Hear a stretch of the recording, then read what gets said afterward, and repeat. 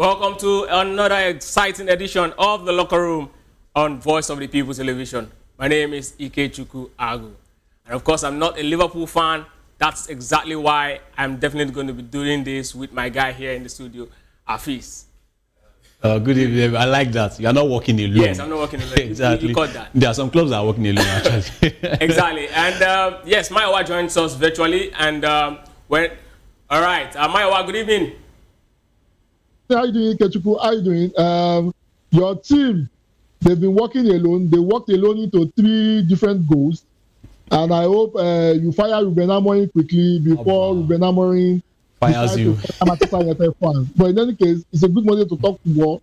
It's always amazing to be here. Thank you for having me, Kechuku. All right, so good to have you, Maiwa, join us this evening. And of course, you know, right here on Locker Room, we break down all actions that have happened the day before or towards the after the weekends. And of course, today is one of those days where we're going to be looking at everything that's going on in the world of football. And all right, as Maiwa said, of course, he's a Man United fan. He's just trying to shift the goalpost. Of course, I'm a Chelsea fan. This is it. Yeah. Right? Yeah, the season is over. All right, so let's go straight down into actions for today. Yes, we'll definitely be starting from home. Exactly what happened around the FIFA World Cup qualifiers. And as it stands right now, Nigerians have been complaining exactly what happened in the game against South Africa. And one of the biggest questions people have been raising was the fact that the pitch that Nigeria actually played in Bloemfontein was a very terrible pitch. And of course, a lot of people have been calling FIFA, how can you actually allow this to go on in this sort of condition? This is not a good pitch to actually play football. But right now, FIFA has just responded to the yearnings and cries of Nigerians and all football lovers across the globe. And they've shifted blame to CAF and NFF and say it's their fault because, of course, this falls within their purview. Maiwa. Well, I think FIFA is very correct. CAF organized the tournament, and they should, the inspection of stadium and the rest of that was carried out by CAF. CAF were the one that certified the stadium okay for them to be able to play. Remember when we were talking about conflict of interest and the rest of that, we do not expect FIFA to say anything. Also, our own NFF did not lay complaints appropriately. There are guidelines, there are procedures that you have to go through, in terms of laying complaints. If you have a reservation about anything, at least complaint needs to get to CAF at least 48 hours before that particular game. We did not do any of those. It means that we were very comfortable playing on that pitch. So, nobody should blame FIFA. The blame should be on CAF, and also the blame should be on the NFF. NFF knew that, Uche came out before that particular game, and he complained bitterly. And the South Africa, and they got to South Africa at least about 48 hours before that particular game. They could have complained, but they didn't do that. So definitely, nobody should put the blame on FIFA's doorstep. The blame goes to NFF and also by extension CAF. They were so complacent in allowing that stadium to pass, their certification for a football match, and that's the reason why we should blame CAF. And to be honest with you, I think Uche, being a South African, is very sorry at the game, and that is what we are seeing at the moment. It's just unfortunate that our own just do their own job too. Of course, you remember that before the game, our own Nottingham Forest fullback Ola Aina actually expressed his frustration with the pitch condition, criticizing the NFF president Ibrahim Musa Gusau, beg your pardon, for allowing the game to proceed on such a surface. And of course, he even accused Gusau of endangering the players, other Nigerian players, including, other Alex Iwobi and Kwak also came out to actually talk about this particular thing. And looking at what is exactly happening now, considering how FIFA has actually pushed the buck back to CAF and NFF, as the NFF president, if you were in this position, what exactly will you do? Right now, well, putting me in the position of the NFF president is actually tough because we know that in Nigeria here, the NFF is like, anytime we report our cases to the NFF, it usually looks like a lost cause. So we should be very honest with ourselves. For me, it's just about being serious. I've already seen that what I've done, I didn't do anything, to help my team, to help my players. It has already gone. There's nothing that can be done. We've played the game. It's a 1-1 draw. Someone just has to take responsibility. And if it puts me in that position, I think I'll just go because I mean, a lot has come out of this game that we played against South Africa, coming from the statements that was released, that was claimed to be unauthorized, and now this. I think it's just high time for somebody to leave. But then I just have to make sure that it doesn't happen again. And but on my own side now, coming down to me now, you know me, I'm not somebody that actually like usually goes with the flow. We are not the only ones that complained about that pitch. Even South Africa's coach, Hugo Bruce, also complained about that pitch. That is the rugby stadium, the Toyota Stadium in Bloemfontein. It's used by the Toyota Cheetahs, a rugby team, in Bloemfontein right there. And that game was played. Not only our players suffered injuries, by the way. The South African player also suffered injuries, but that is not an excuse for what still played out in that game. Fine, the pitch condition was bad. I understand. But that was not still an excuse for what played out in that game. Nigeria Super Eagles played a very, very poor game. You've always talked about, you've always tried to move away from the fact that the pitch is bad and, of course, look at how the players actually failed. I think at this point, right, I don't want to look at how the players actually failed. Everyone actually acknowledged that these guys actually played on a very bad surface. Yes. Many of these guys are actually not used to playing on this sort of surface. So you want to cut them some slack. But then let's move on to another story, still on the Super Eagles. And this time around, it's about Eritrea actually withdrawing from, World Cup qualifiers. It's quite interesting that the Super Eagles have been handed a lifeline in their bid to qualify for 2026 FIFA World Cup due to Eritrea's withdrawal from CAF qualification campaign. With Eritrea out of the Group E, FIFA may apply the rule that excludes, team below the top to actually the points you actually lose against that particular team that is withdrawing is not going to be counted against you. I don't know how big a deal is this is going to be for us going on the long run, but can you help us actually look at it exactly from the perspective of an analyst? What exactly do we stand to benefit from this particular call from FIFA if it happens? What we actually need to benefit, we have to do our own work, because this rule means that we have to finish second in our group first. We have to finish second in our group, and the way it's even looking like it right now, I think Eritrea, they're in the group, but they didn't even play at all. They actually had to, exclude themselves because they had no standard pitches. They were not just prepared, and they just have to be excluded from, participating in the qualifiers. So this trying to benefit Nigeria, you still have to do your own job. You have to win your last 2 games to even stand a chance. But then we've been talking about, for weeks now, we've been talking about the second place rankings, right? We can't meet Gabon right now. 4 teams still have to qualify. We can't meet Gabon right now. They are on 19 points. The highest possible point Nigeria can amass now is 17. And there is a certain DR Congo. I think we have Burkina Faso, if I'm not being mistaken. We have Madagascar as well. They have 16, 15 points. A win for any of these teams means that Nigeria automatically is not meeting them. So even with this lifeline given to us by Eritrea's non-participation, we still have to do our job to win our last 2 games. Maiwa, I thought this was supposed to be a good news, but Afisia is painting a gloomy picture. What do you see? Well, it's not a gloomy picture. What Afisia painted is the right picture. The bottom line is this.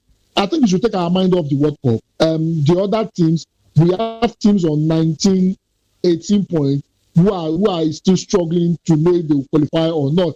Remember, you didn't even mention the Cape Verde and Cameroonian group. Cameroon is behind Cape Verde in that particular group, and they have a whole lot of points that, a draw or a win takes them ahead of Nigeria. The bottom line is this. I think we should start taking our mind off 2026 World Cup and start planning for 2030. And the reason for that is very simple. We did not do our homework well, and that's the reason why we found ourselves in this situation. Let me go back again to the issue of the stadium. South Africa played on that particular pitch. They got the result they needed. Why didn't we win that particular game? Why didn't we find the way to win that particular game? Our selection was very poor. Our play was very poor. And whether Eritrea is not going or not, there are other teams in other groups that are better than us. Remember, we have 10 groups. And out of the 10 groups, Eritrea is not going. That makes it 9. Out of the 9, about 4 or 5 other teams have a better standing than us, and they will finish ahead of us with points. So the bottom line is this: let's take our mind off the World Cup, off 2026 World Cup, and start thinking of 2030. If we're able to put our house in order, maybe we'll qualify for 2030. If not, I think we should stay off the World Cup for another 4 or 5 editions. Maybe by then we'll get it right. So you guys are actually saying there's actually no way we can actually make it to the World Cup, even with this lifeline? Unfortunately, the calculators are not working this time around. I mean, the calculators they've dropped work. No, we are just looking for a way out.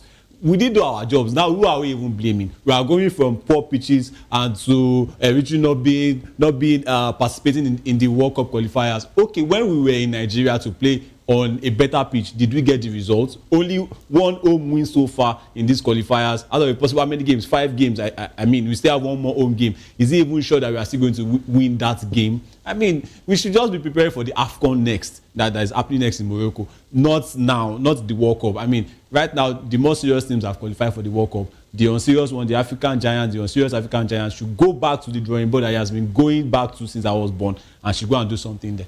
So I really find this very, very uncomfortable because I remember my wife, you also bear me witness that we've had this conversation over and again that, you know, the Super Eagles' chance of qualifying for the World Cup. I mean, I'm one of those very strong optimists who believe that we were supposed to win our remaining 6 games when it was 6 games to go. And then we played the double-header against Rwanda and Zimbabwe. I was hoping we were going to win those 2 games. We ended up with 4 points after those 2 games. Now we actually are in this particular state where we won 1 and against South Africa again, we played a draw. It's so sad. Like at this point, I was hoping that, you know, we should have been closing in on our World Cup ticket, but it's so sad. I mean, back-to-back World Cup, not for a strong a side that is, you know, arguably the best side in Africa. I mean, year in, year out, in the last 10 years, we've turned out the best set of legs in Africa, and we'll continue to do that because of, you know, our population and, of course, the quality that we have as regards this sport. But why are we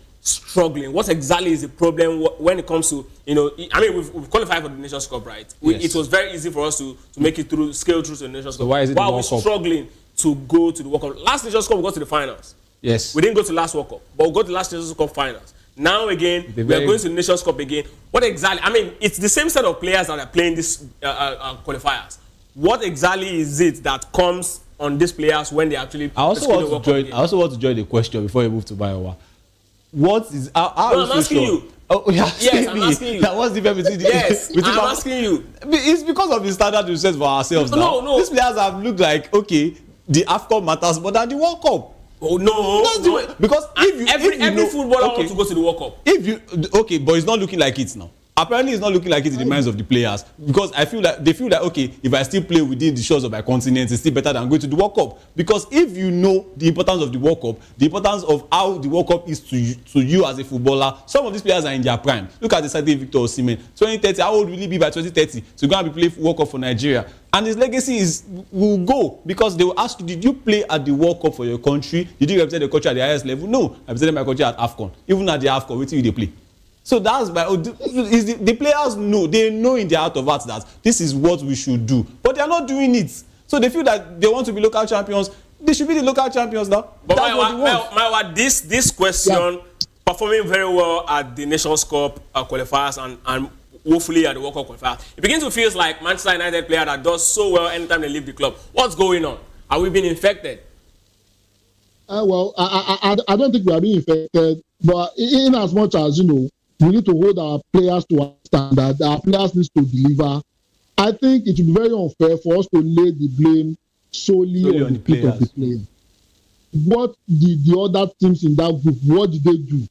A Lesotho, a Rwanda, a Benin Republic, they had better organization than us. How many teams in that group waited 11 months to hire a coach? How many? And no disrespect to HL. Remember when Ikechukwu can bear witness, we spoke about this extensively. We spoke about this issue for over 7 months. How many top teams in the world that is supposed to be giant of Africa who hire an HL that has under 40 games under his belt as a head coach of a national team? The total number of games HL has managed as the coach of a national team is less than 40 games. And after we have wasted 11 months, we went back to go and hire a child. The same NFF, gave us 4 audio coaches. I mean, so see, there was a lot of things that went wrong behind the scene, and it affected us overall. And that's the result that we are seeing. Do our players, have their own part to play? Yes. The game against Zimbabwe, Ekong and Co could have done better. They could have been able. They should have defended very well and win that particular game.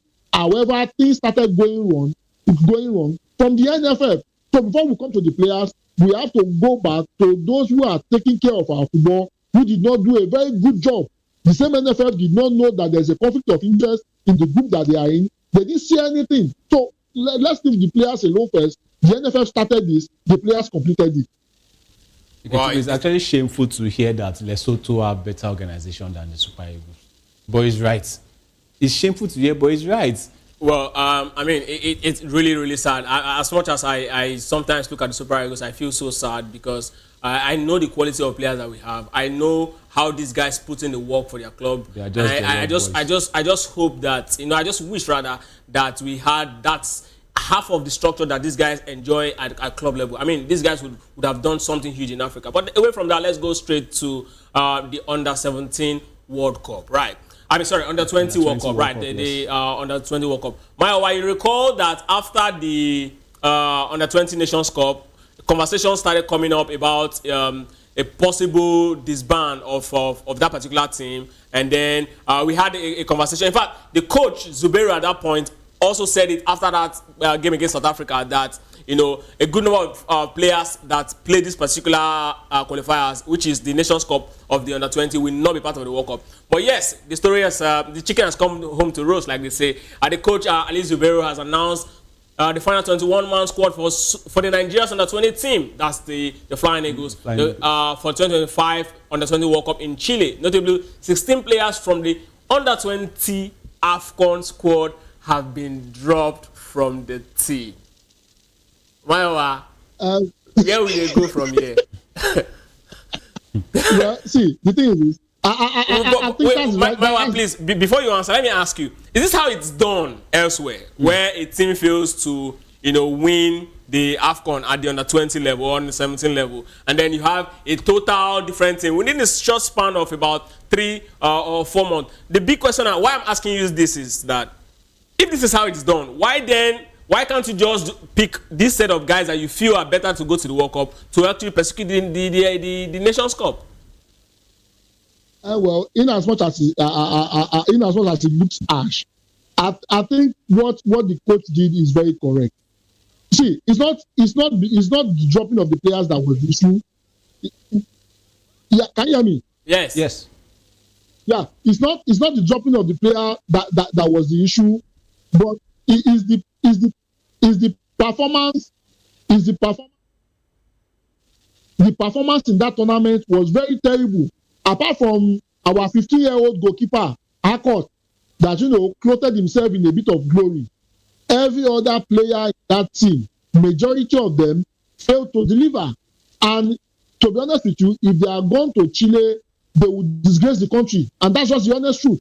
The standard for them, the standard they put out, does not deserve to be in the team. So I support the coach fully. I mean, for your coach to come out and throw you under the bus, it shows how poorly you perform. I mean, we complained throughout that tournament. A whole lot of people made a whole lot of comments about the team. And we are seeing the results. So I think the coach is very correct.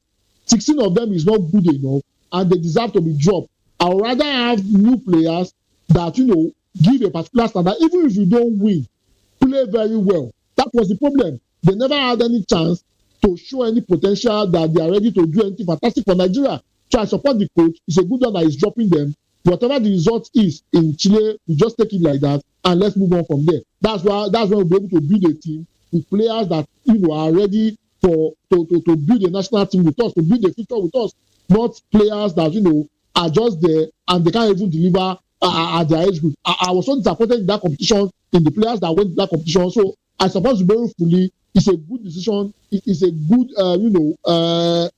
he has done the right thing, dropping those players, picking new 16 players. Let's see what those players can do for us at the World Cup. All right, so let me run through the names of the players that actually made the cuts this time, starting from Mayowa's under-15, Mayowa's 15-year-old goalkeeper, Ebenezer Harcourt.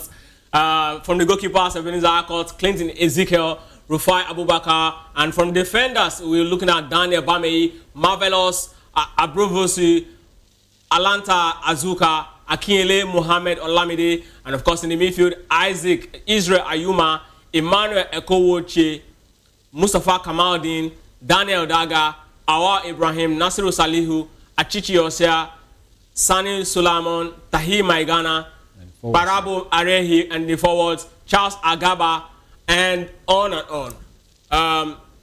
Looking at this list, right, I know that these guys are actually new, so it's going to, I'm not really expecting a lot from them, because I know that when you want to go into a tournament, you need some level of synergy to actually, bring out the best of results. Now we've seen what happened. 16 players have been asked. Yeah. We're going to this championship in Chile. What do you think should be done to develop our football so we would stop, this fire brigade? Because as far as I'm concerned, what I'm seeing is fire brigade approach. So stop this fire brigade approach of, these players didn't actually perform. Then we'll go, go around again, start picking.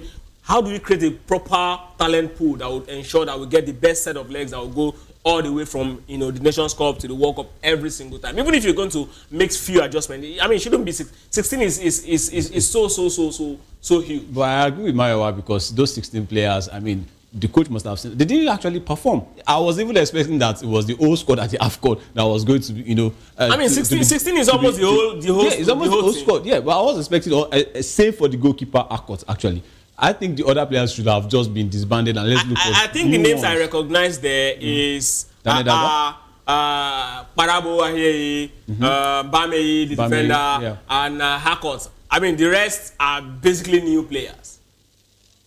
And we were talking about 21 now. I mean, if you take about 16 from 21, we're looking at just 5. Just 5 players. Absolutely. And it does about 90%, over 90% of the squad. So good job by Ali. So how do we ensure that we have a proper structure that is going to bring this right set of players from this particular age grades competition? When they come out, play at the AFCON, we can be certain that these guys are actually going all the way to the World Cup. Because across the world, I mean, if you look at European under 20, under 17, their championship, the players actually played in that championship are most likely the set of players that will be going to the World Cup. Absolutely, because they follow their progress, which is what I want to suggest. Okay. We should follow the progress of these players. Some of these players, they play and just disappear into thin air. We don't see them anymore. But the likes of Daniel Daga, that made, I think he made a big move to AC Milan, is under the books of AC Milan right now, though he's on loan.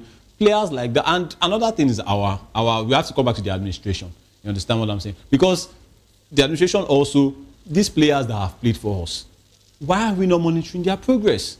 So it's all down to the administration. When we even support people that they're actually playing age-grade competitions back home here, after these players play, what happens to them?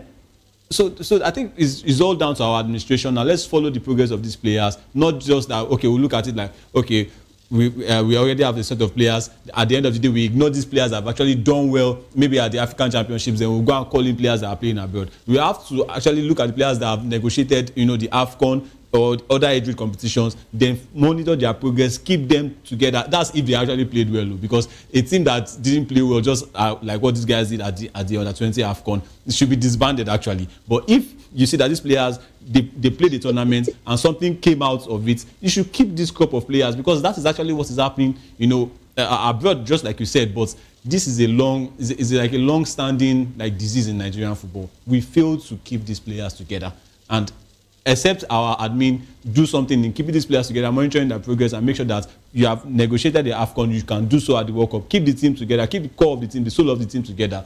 Nothing's going to happen, Ike. It is worthy to note that September 29, that is when the World Cup will be starting officially, and the Flying Eagles will be playing their Group F matches at the Estadio Fiscal in Talca, Chile, and faces Norway, Saudi Arabia, and Colombia in group stage of this particular competition. I ask you, be very, very, looking at what you've seen so far, you think, looking at the names that I've mentioned, Saudi Arabia, Norway, and Colombia, do you really think we have a chance to actually make it through this group? Well, I think so, because this is a group that we should be negotiating. But do we have the legs? Do we have the players? Do they have that experience? Do they have that synergy? Just like you mentioned, do they have it amongst them to actually negotiate? Or let's say that we have the players, but we don't have a team. Some of these players, I was even going to ask a question or just maybe suggest something, because we're also looking at the calendar of the tournaments like this. There are some players that we actually went to invite, but their clubs didn't release them. Talking about European clubs right now, they didn't come because of release. They are so important to their clubs right now that the clubs refuse to release these players. So we have to go through with what we have. So in the group consisting of Norway, Saudi Arabia, and Colombia, looking at it on paper, I think it's a group that Nigeria should be able to negotiate. But then, how have we performed in tournaments like this in the past? So for me, I think we are going to get through from that group. But then, it's all down to what we see. Well, talking about negotiation, yes, one player is in the news and how he's going to actually negotiate his future going forward. Talking about reigning African Footballer of the Year, Ademola Lookman. He won't be part of Atlanta's squad for their UEFA Champions League clash with Paris Saint-Germain. Coach Ivan Juric confirmed this decision after Atlanta's 4-1 win over Liège on Sunday, stating that Lookman is unlikely to feature due to their unpleasant situation. Juric emphasized the need for players who are fully committed to the team, highlighting Lookman's attempts to force a transfer to Inter Milan have strained his relationship with the club. Lookman has been frozen out of Atlanta's squad since his failed transfer attempt, despite his impressive record of 52 goals in 117 appearances for the club. His absence has not hindered Atlanta's performance as they've remained unbeaten in their opening 3 Serie A matches. Atlanta's sixth on the log of the Serie A. Maiwa,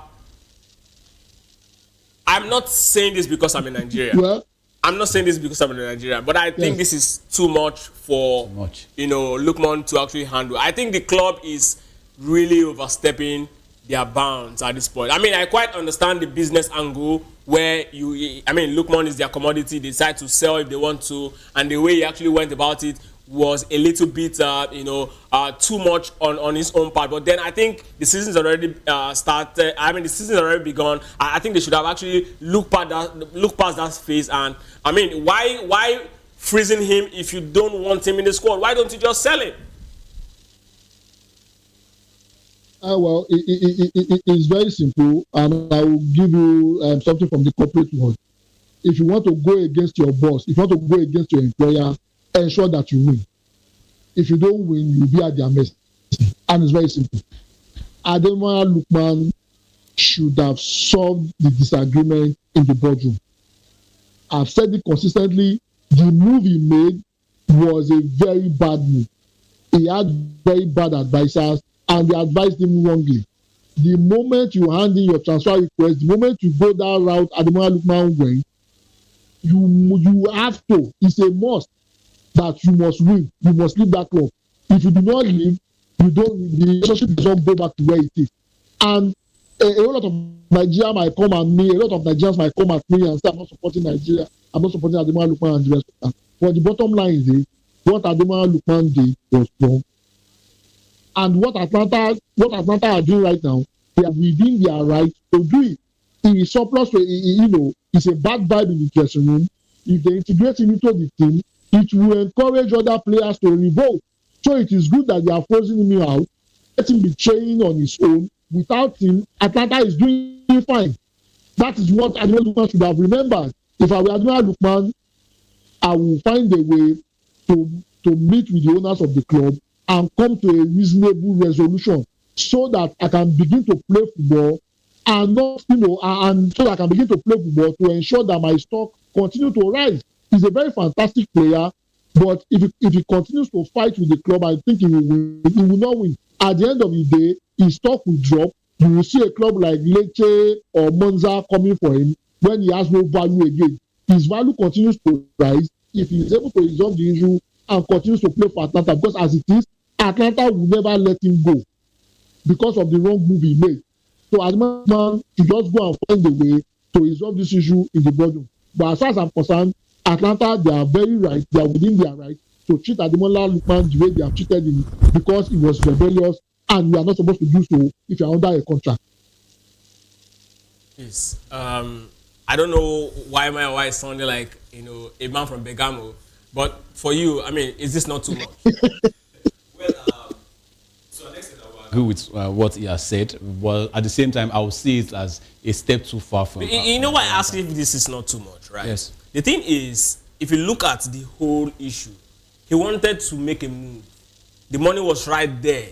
you don't need him again. The relationship is broken already. Yes. Why don't you just allow him go? Keeping him on the bench, freezing him out means that you're dropping his stock, which means at the end of the day, he's going to be going for peanuts, perhaps on loan. Yes. So who loses? I mean, whatever it is you're trying to protect, you don't get the value of the player on the pitch. The value of his money or of whatever it is what you don't get it. So who loses? But when the club comes to a point that the relationship with you, the player, and the club gets to a point so bad that the club do not even care what they have to lose just to let you go or just to let your career go down the drain, the club will not send you, because at the end of the day, you are not bigger than the club.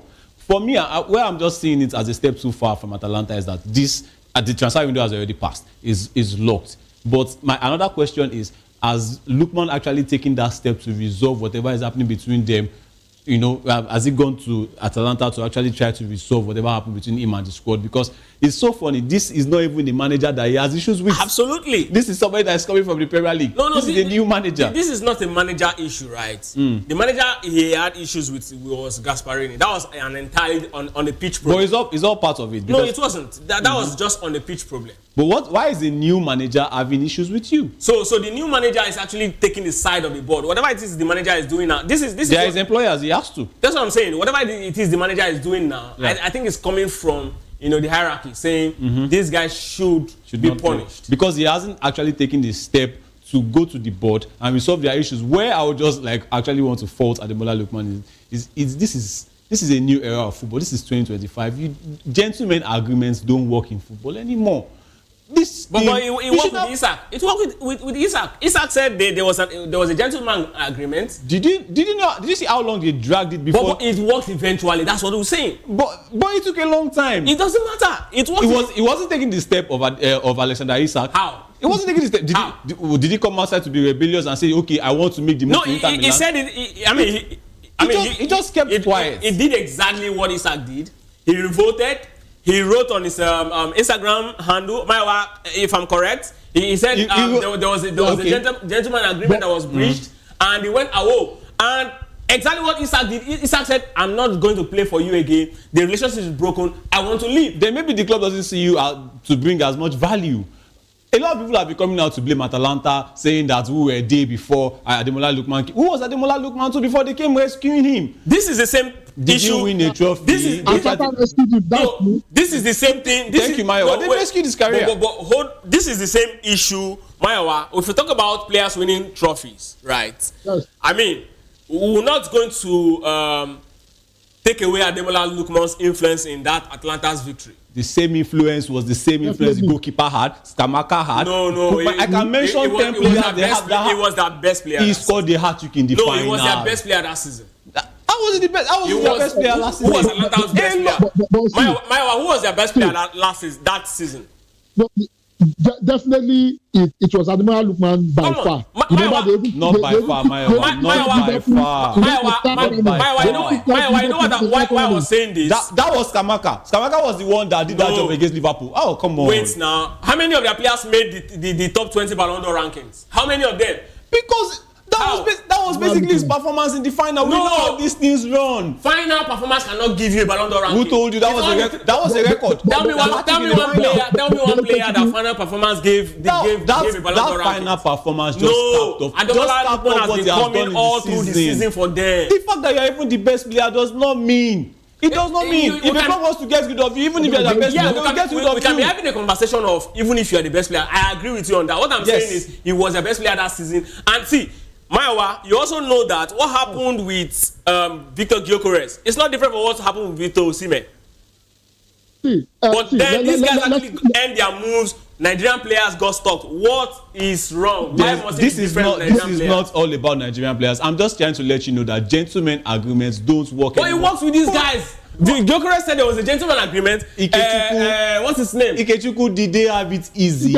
It doesn't matter if they have it easy. It should happen. It was messy. Maybe the player doesn't want to go down that messy route to Atalanta. He respects the club, he loves the club, and the fans love him as well. So the fact that the likes of Gyökeres and Isak, they just simply did not care. Look at Wisa also. He simply did not just care. Looks like he cares. That is what I'm trying to say. Okay. So he doesn't want to go down that messy route. Do you understand? He doesn't want to go down that messy route. But gentlemen agreements don't work. Put it in writing. Let your agents be there that, okay, you can come and show the world that this is what I did. Not you releasing statements on your social media. It's not going to work.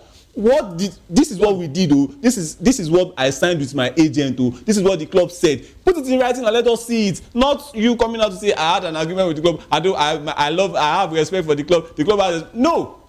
No matter what you've done for the club, if they want to get you out, they will get you out. Look at what Napoli did with Osimhen. Do you think Osimhen is playing at a bigger club than Napoli? No. Is this where Osimhen should be playing? No. But then, if you strain your, especially with Italian clubs, you don't do that. I seem to have a personal vendetta with Nigerian players. I don't have. It's just what it is now. But Ikechukwu, remember the case of Caicedo? Yes. Caicedo did the same thing Ademola Lookman did. And what did Brighton do? Brighton said no matter the amount they are bringing, they will never let him go. What did Caicedo do? He went back, apologized to Brighton, and before they resolved, before he made that move to Chelsea were ready to pay the transfer fee that was requested by Brighton. But because he decided to behave unruly, they decided to say, you are not going, we own you, I will not let you go. He knew his career would be over. They already froze him out of the team. He knew playing for Brighton would be what will earn him the move. He had to go and apologize. That's what Ademola Lookman needs to do. That's number two. And this is a lesson for players. When you are making an agreement, make it in writing. Make it in writing. Your word versus my word versus your word is not an evidence. Make it in writing. Why did he sign another contract that does not give him a room to live? Why did he sign it? Why did he sign the contract that he will not sell it to a rival club? Why did he sign? He saw the contract because he was desperate. And I keep saying this, there is a need for our players to read the fine lines before they put pen to paper. The moment you put pen to paper, you are obligated to see the contract through. Yes, they made a gentleman agreement with him and the rest of that. Gentleman agreement that is not in a contract, that is not signed, that is not pen to paper, as far as I'm concerned, holds no value. And that's what we are seeing. At the moment they said we are not letting you go, Ademola Lookman, as a good employee that he's supposed to be, should have gone back to training and start playing and find a way to resolve the issue in the boardroom, not throw tantrum. The tantrum is affecting him now, and it's affecting his stock. The same club, and let's not forget, Atlanta were the club that saved his career. He was chased away like a thief. After that penalty in Fulham, he was chased away. They said they don't want him again, and that was it. Atlanta came to his rescue. So, I mean, in as much as he has done so well for them, Ademola Lookman is at fourth year, and he should go back to Atlanta and apologize and be integrated back into the team. That's what he needs to do. So sad.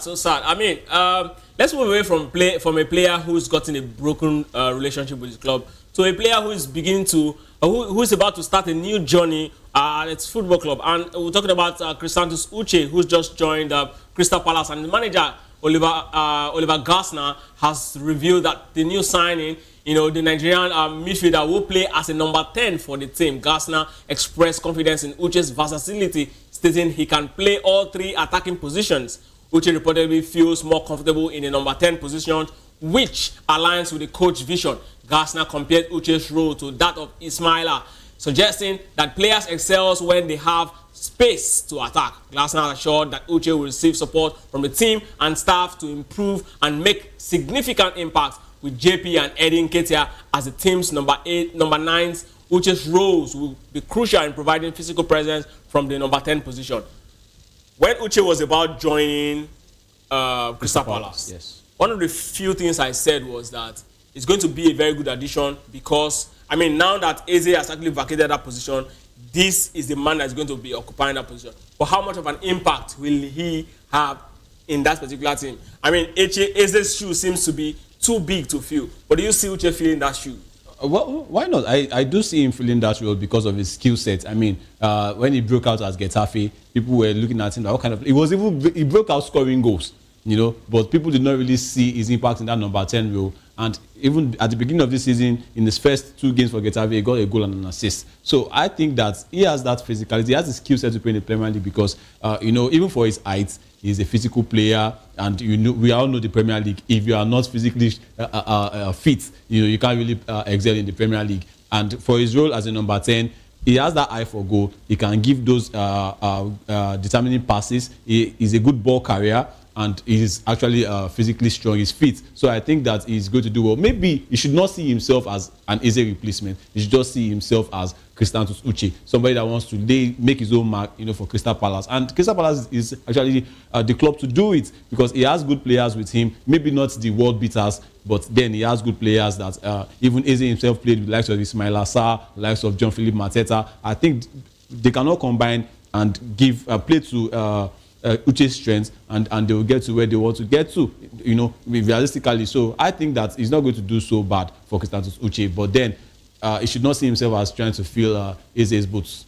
Absolutely. So, still talking about the Premier League. Yes, match week 4 saw thrilling matches and standout performances. Erling Haaland led the charge with 2 goals in Manchester City's 3-0 win over Manchester United. Mayowa, I'm coming to you. Bringing his tally to 5 goals in 4 matches.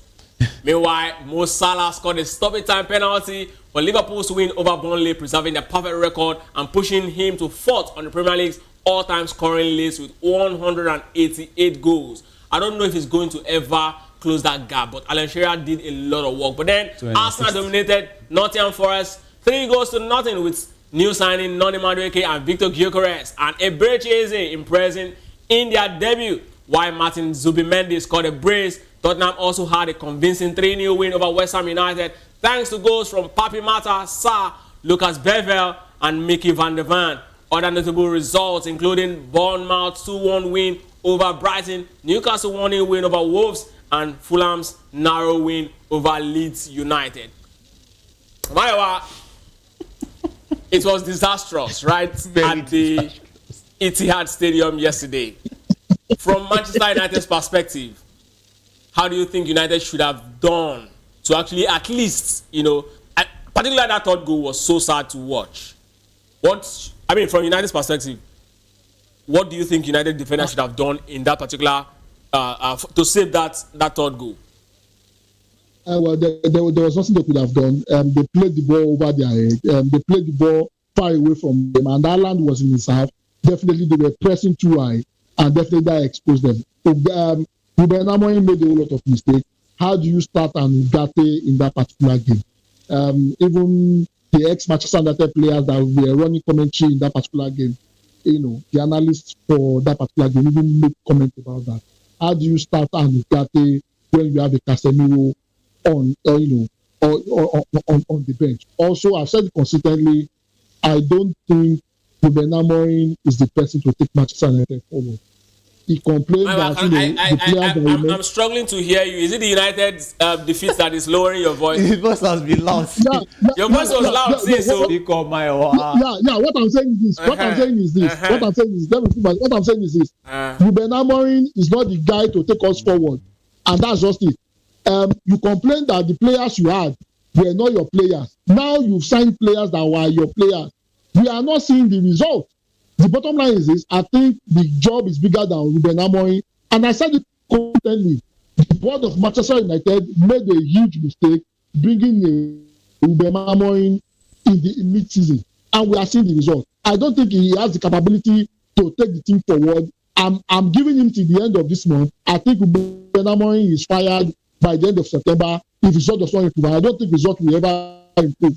How do you explain it? You've played over 32 games. Your win ratio is about you've won only 8 games in 32 matches. 7 matches. 7 games, 8 draws in 32 matches, and you lost the remaining. How do you justify that? Ruben Amorim is not the guy to keep Manchester United forward. I think he should be fired. The Ineos group should not waste more time, waste more any emotions on him anymore. I don't think he has the job on lock. They should do what Bayern Leverkusen did to Ten Hag. Fire Ruben Amorim now and save Manchester United another 17th position finish this season. Well, as we're about wrapping up, so let's look at Arsenal. Arsenal has been so beautiful this season.